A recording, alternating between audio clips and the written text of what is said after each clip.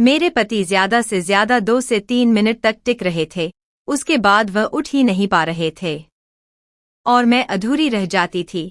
इसलिए शादी के कुछ साल बाद मैंने देखा कि मेरे पति ज्यादा देर तक नहीं टिक रहे थे। इसलिए मैंने दूसरा विकल्प तलाशना शुरू कर दिया।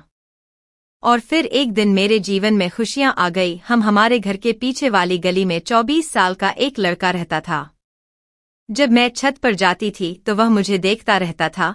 पहले तो मुझे उसे देखना अच्छा नहीं लगता था, लेकिन जब मेरी जरूरतें मुझ पर हावी होने लगी तो मैंने सब कुछ एक तरफ रख दिया और उसे देखना शुरू कर दिया। एक दिन वह मुझे देखकर मुस्कुराया और उसने मेरे साथ, यहाँ मैं आपको मेरा मोबाइल नंबर दे रही हूँ, मेरा मोबाइल नंबर है, क्या आंटी है क्या? यह सब बातें सुनी नहीं जाएगी। हेलो दोस्तों, मेरा नाम शिवानी है, मेरी उम्र 30 साल है, मैं शादीशुदा महिला हूँ और मैं दिल्ली में रह रही हूँ। मैं दिल्ली के एक बड़े सरकारी प्रोफेसर हूँ।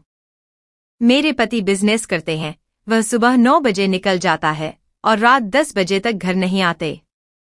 मेरी शादी को 3 साल हो गए हैं, लेकिन अभी भी मैं संतान सुख से वंचित हूँ। मैं दिखने में बहुत आकर्षक हूँ, क्योंकि एक प्रोफेसर होने के नाते मुझे हमेशा अपना ख्याल रखना पड़ता है। लेकिन मेरी जिंदगी में एक बात ऐसी है जो मुझे शादी के बाद पता चली। सच तो यह है कि मैं जो चाहती थी उसमें मेरे पति कभी सफल नहीं हुए। पहली रात वह बुरी तरह असफल रहे। मैंने सोचा कोई बात नहीं, कभी कभी आदमी अपने जोश में कम पड़ जाता है। लेकिन फिर हर रात वही हुआ, वह 2 मिनट में ही काम खत्म कर देता। मेरी नई नई शादी हुई थी, इसलिए मैं पहले तो चुप रही, लेकिन धीरे धीरे मैंने उनसे कहना शुरू कर दिया कि आपको अपना समय बढ़ाना चाहिए। लेकिन नतीजा वही रहा। जब मैं अपने दोस्तों या अन्य महिला रिश्तेदारों से मिलती थी और उनसे सुनती थी कि उनका सब कुछ ठीक चल रहा है, तब मैं बहुत दुखी हो जाती। मैं भी झूठ बोलती और कहती हमारा भी ठीक चल रहा है, लेकिन वास्तव में मैं ही जानती थी कि मेरे साथ क्या हो रहा है। अब मैंने सोचा कि वह मेरे जीवन में कोई बदलाव नहीं ला सकता।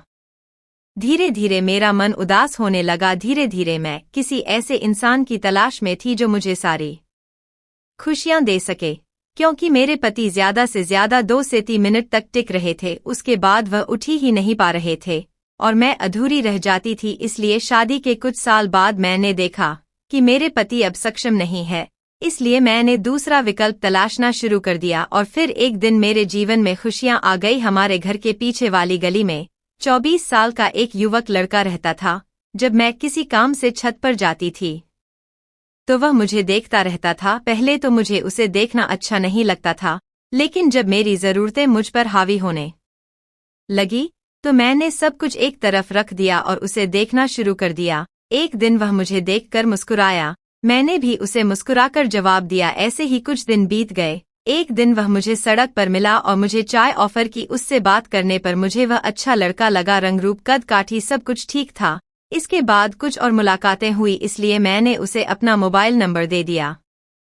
उस रात उसका फोन आया, हमने काफी देर तक बातें की। पहली रात उसने मुझे अपनी गर्लफ्रेंड के तौर पर प्रपोज किया। मैं तो तुरंत सहमत हो गई, क्योंकि मैं जानती थी कि जितना अधिक समय बीतेगा उतना अधिक समय मुझे ही दिक्कत होगी। दोस्ती हुई और मुझे उससे कई मजेदार तस्वीरें और बाद मैं उसकी बात मान गई। उसके बाद सब कुछ बदल गया। मैं बहुत खुश हो गई थी। कॉलेज के दौरान कई लड़के मुझे देखते थे, मुझे भी कुछ लड़के पसंद थे, लेकिन बात कभी आगे नहीं बढ़ पाई। मैं शादीशुदा थी, लेकिन यह भी जानती थी कि यह रिश्ता ज्यादा समय तक नहीं टिक पाएगा। एक दिन मैंने मौका ढूंढकर उसे अपने घर बुला लिया। मेरे पति रात 9 बजे से पहले घर नहीं आते थे। मैंने कॉलेज से छुट्टी होने का नाटक किया और खुद को कुछ समय की छुट्टी दे दी। वह आते समय चॉकलेट लाया था। मैंने उसे बैठाया, चाय बनाई। उसके बाद हमने कुछ देर तक इधर उधर की बातें की। दोनों सोच रहे थे कि पहले कौन शुरुआत करेगा। अंत में उसने कहा, शिवानी, क्या मैं तुम्हें कुछ बता सकता हूँ?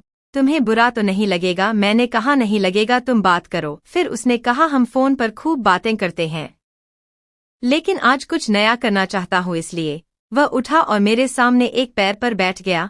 मैं भी खड़ी हो गई। उसने एक गुलाब निकाला और मेरी ओर बढ़ाते हुए कहा, शिवानी, मैं तुमसे प्यार करता हूँ, क्या तुम भी मुझसे प्यार करते हो? मैंने कहा, हाँ, मैं भी तुमसे प्यार करती हूँ। उसने कहा, तो क्या मैं अपने प्यार की पुष्टि कर दूं? मेरा दिल जोर जोर से धड़कने लगा। मैंने यह सब टीवी पर देखा था, लेकिन यह सच में मेरे साथ ऐसा हो रहा था। मैं उसके पास से उठी और अपनी पीठ के बल खड़ी हो गई। उसने कहा, शिवानी। अपना हाथ मेरे कंधे पर रखा और मेरा चेहरा ऊपर उठाया। वह खाली हाथ नहीं जाने वाला था। मैं शर्मा गई और मैंने उसे जाने दिया। उसने कहा, क्या हुआ? जब मैंने उसे हटाया तो मेरा शरीर कांप रहा था। मुझे समझने में थोड़ा समय लगा। जब मुझे समझ आया तो उसने कहा, शिवानी क्या तुम ठीक हो? मैंने कहा, हाँ मैं ठीक हूँ। उसने कहा, चलो फिर शुरू करें। जब मैं भावुक हो गई तो मेरी आंखों से आंसू निकल आए। मैंने कहा, कुछ नहीं, मैं सदमे में थी। तभी एक जादू हुआ और हमारा प्रोग्राम सफल हुआ। मेरी कोई इच्छा नहीं बची थी। फिर उसने कहा, मैं जाना चाहता हूँ। फिर मैं बाथरूम में गई। काफी देर तक आईना देखा। पहले कभी नहीं देखती थी, लेकिन फिर मुझे अच्छा लगा और फिर मैं अपने कमरे में चली गई। दोस्तों, आपको यह कहानी कैसी लगी मुझे कमेंट करके जरूर बताएं।